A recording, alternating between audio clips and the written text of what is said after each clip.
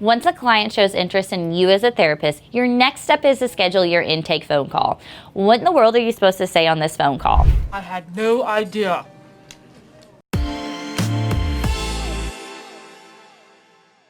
Hey, it's Becca here with Mindful Web Solutions. We create fun informational videos helping therapists grow their own private practices and recommend tools to help them along the way.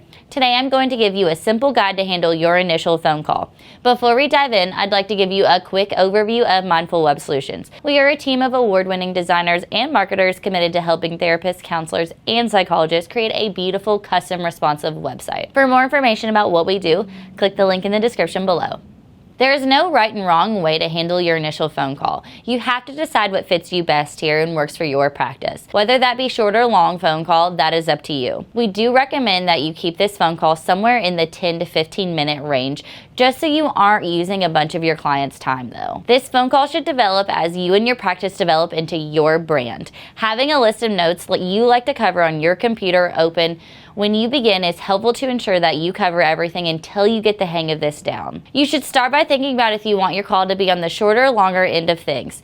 After you've made this decision, the rest will fall into place as to what you are envisioning. Think about how you speak to the clients in your office. Speak the same way on the initial phone call. This gives your client a consistent representation of who you are and what your brand is. Check that video out in the corner if you missed it now. Start your phone call off with opening the floor to any logistical questions that they may have. They may be wondering if you take their insurance. You don't want to waste your time or theirs, so cover that pretty quickly. Then cover the main issue that the client is seeking therapy for. Keep in mind that it may be something that you aren't specialized in or even feel comfortable working with. So it's always good to cover it and get it out of the way first to make sure that you guys are a good fit. Once you have gone over that, we recommend telling them about your rate and how scheduling works with you. Start to ask the clients a series of questions. You don't have to use all the questions we have listed here. These are just some ideas to help you get started. The question should be, have you ever been to therapy before? What are you looking for in a therapist? What has and hasn't worked for you in the past? What does stress and anxiety look like for you? What is your end goal with therapy? If you both feel like this is a good fit, go ahead and schedule the first session.